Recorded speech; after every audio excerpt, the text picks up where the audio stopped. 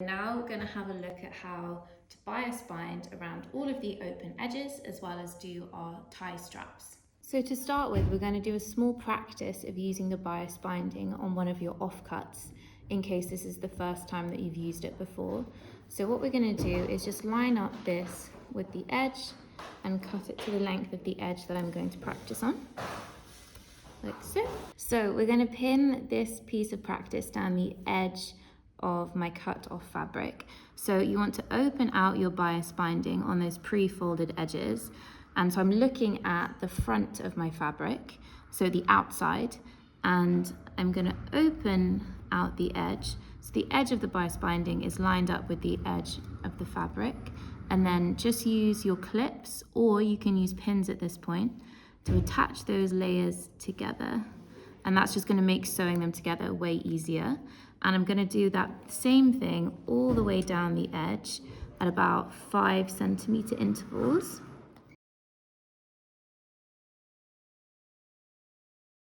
And if you've got a multi-layered fabric, just make sure you're catching all of the layers in the quilting inside your clips or your pins. And this is now ready to take to the sewing machine. So I'm going to start with the bulk of the fabric on the left-hand side and my raw edge on the right-hand side. And I'm going to start off by just reversing and then going forwards. And what you want to do is follow the folded line where that crease was that we've unfolded, and do that all the way down, removing the clips or the pins as you go.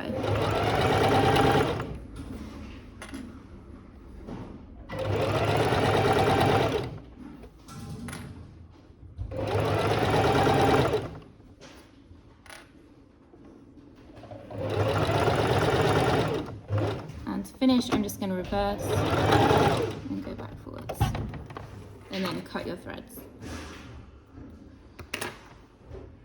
So this is what it looks like, and I've caught the other side of the fabric all the way along.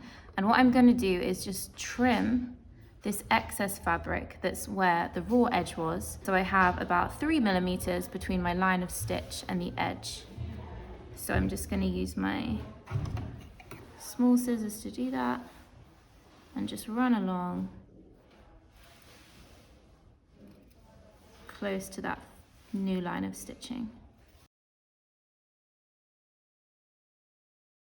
So that's got rid of a lot of the bulk.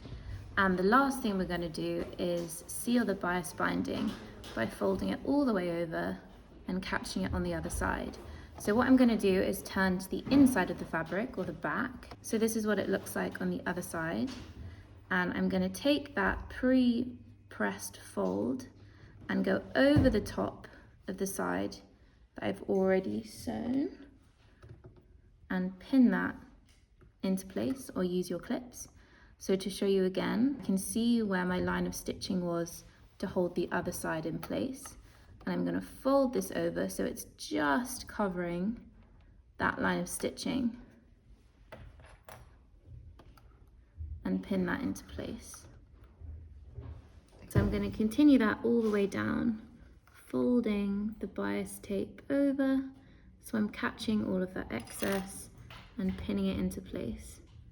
And I'm doing these probably closer together than I was the other side, just to make sure I'm holding all of the different layers together. It can be a bit fiddly, so you can just take your time and you can manipulate the fabric with your fingers. And taking your time at this stage will mean that the final finish is super neat. I'm now ready to take this back to the machine, and I'm going to sew a top stitch just on top of the edge of the white bias binding down here. So once again, I've got the bulk of the fabric on the left-hand side and my clips or pins down the right-hand side.